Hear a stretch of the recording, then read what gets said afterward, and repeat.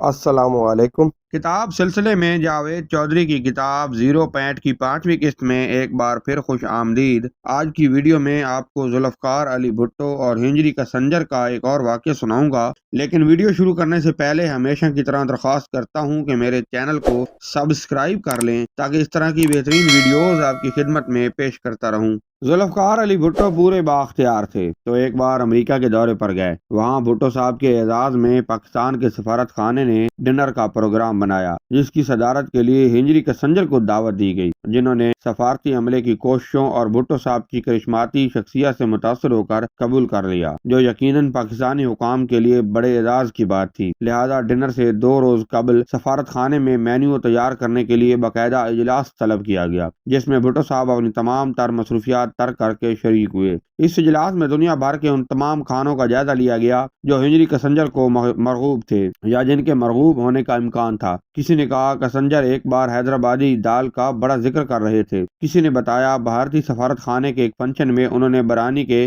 پورے 2 چمچ لیے تھے۔ کوئی بولا ارے صاحب، میں نے اپنی آنکھوں سے دیکھا کہ سنجر نے کیکڑے کے سوپ کے پورے 2 پیالے چڑھا گئے، لیکن بھٹو صاحب کا اصرار تھا کیونکہ ایک عرصے بعد امریکی برف ٹوٹی ہے، لہذا یہی وقت ہے جب ہم کسنجر کو مٹھی میں لے کر امریکیوں کے دل جیت سکتے ہیں۔ چنانچہ ہمیں مینیو میں کوئی ایسی حیرت انگیز چیز رکھنی چاہیے جو کسنجر کی ساری توجہ کھینچ لے۔ بھٹو صاحب کا حکم تھا، لہذا تمام سفارتی دماغ اس اہم نقطے پر سر جوڑ کر بیٹھ گئے۔ اچانک ایک صاحب نے سر اٹھایا اور حاضرین کو مخاطب کر کے بولے، کیوں نہ ہم ہجری کے سنجر کو کالے بٹیر کھلائیں۔ بس ان لفظوں کا ادا ہونا تھا، بھٹو صاحب نے چیخ کر کہا یس دیٹ از سجیشن، اور سب کے چہروں پر روشنی پھیل گئی۔ اس کے بعد واقفان حال بتاتے ہیں پاکستان کا پورا سفارتی عملہ اور بھٹو صاحب کے وفد کے تمام ارکان امریکہ میں کالے بٹیروں کی تلاش میں نکل کھڑے ہوئے، لیکن رات گئے تک کوشش کے باوجود بٹیر دستیاب نہ ہو سکے۔ پھر کسی سیانے نے مشورہ دیا جہاز بھیجیں اور کراچی سے جتنے چاہیں بٹیر منگوا لیں۔ تجویز اچھی تھی، لہذا وزیر اعظم نے فوراً اس نیک کام کے لیے اپنا طیارہ وقف کر دیا۔ قصہ مختصر، اگلے روز وزیر اعظم کے طیارے پر 2000 بٹیر امریکہ آ گئے تو پتہ چلا سفارت خانے کا خانسامہ تو بٹیر بنانے کا اہل ہی نہیں۔ اب کیا ہو سکتا تھا؟ ناچار وزیر اعظم کا طیارہ دوبارہ کراچی آیا اور بٹیر بنانے کا مہر لے کر واپس واشنگٹن گیا۔ اگلے روز ڈنر کا دن تھا، چنانچہ سارا دن سفارتی عملہ بٹیر بنانے میں خانسامہ کی مدد کرتا رہا۔ شام کو جب ڈش تیار ہو گئی تو مینو کارڈ پر اس کا خصوصی طور پر اندراج کیا گیا، جس میں مرحوم بٹیروں کی تمام عادات، خصائص اور فوائد کا نہایت خوبصورت انگریزی میں ذکر تھا۔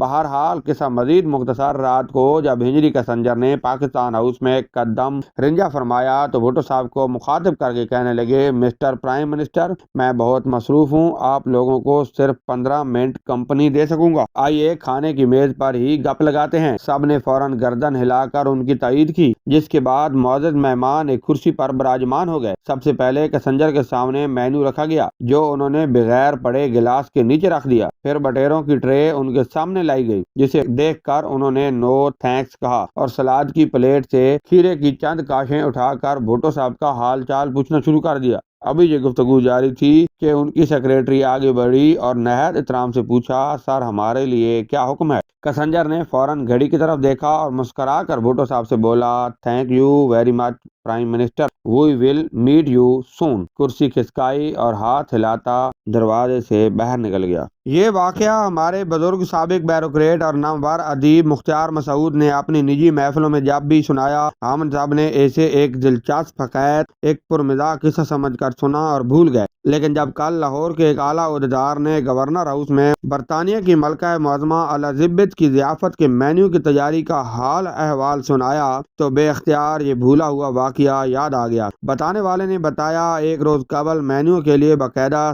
اجلاس بلایا گیا، جس کی صدارت گورنر پنجاب نے خود فرمائی، جبکہ بیگم صاحبہ چیف کوآرڈینیٹر کی حیثیت سے اجلاس میں شریک ہوئیں۔ اجلاس اللہ تعالیٰ کے بابرکت نام سے شروع ہوا، جس کے بعد ایک سیکریٹری صاحب نے ان تمام کھانوں کی فہرست پڑھ کر سنائی جو ملکہ معظمہ کو زندگی کے مختلف ادوار میں مرغوب رہے۔ فہرست کے اختتام پر جب سیکریٹری نے فخر سے حاضرین کی طرف دیکھا تو جناب صدر نے حیرت سے پوچھا، لیکن یہ ساری معلومات آپ کو ملی کہاں سے؟ سیکریٹری نے مسکرا کر گردن جھٹکی اور بولا، میں جب برطانیہ میں پڑھ رہا تھا تو ملکہ کا شیخ میرا لینڈ لارڈ تھا۔ چھٹی کے روز ہم ایک دوسرے سے ویو ایکسچینج کیا کرتے تھے۔ یہ ساری معلومات ہماری انہی ملاقاتوں کے کومنٹس ہیں جو میں اپنی ڈائری میں نوٹ کرتا رہا۔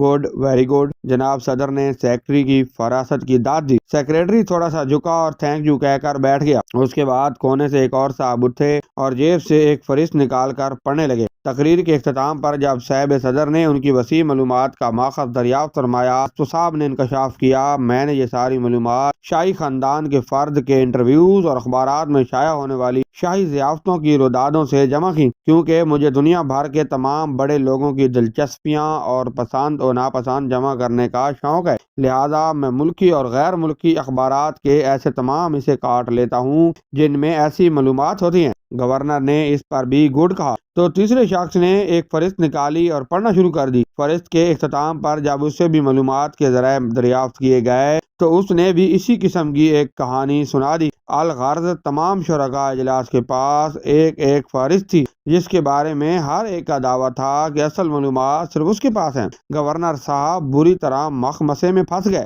بحث و تمہیز کے بعد فیصلہ کیا گیا ان فہرستوں میں موجود تمام مشترکہ کھانے پکا لیے جائیں۔ یوں جب اجلاس کے آخر میں ملکہ کے لیے مینو تیار ہوا تو اس میں صرف 19 کھانے تھے، لیکن قارئین کرام بدقسمتی ملاحظہ فرمائیں، ملکہ معظمہ اور ہجری کے سنجر کی اعداد میں بڑی حد تک مماثلت پائی جاتی ہے۔ شاید اس لیے جب ملکہ ضیافت میں شرکت کے لیے ہال میں داخل ہوئیں تو ان کے سیکریٹری نے آگے بڑھ کر گورنر کے کان میں سرگوشی کی، ملکہ کا پرہیزی کھانا لندن سے آتا ہے، پلیز ان کے کھانے کے لیے اصرار نہ کیجیے گا۔ اور گورنر صاحب بہادر، نگران تاج برطانیہ سمیت تمام منتظمین کے چہرے دھواں دھواں ہو گئے۔ اگر یہ روایت صحیح اور سچ ہے تو کاش اس وقت محترم مختار مسعود میرے سامنے ہوتے تو میں ان سے پوچھتا، بابا کیا بھٹو سے لے کر نواز شریف تک وقت ایک ہی جگہ ٹھہرا رہا؟ تو یقیناً وہ اپنے مخصوص فلسفیانہ انداز میں جواب دیتے،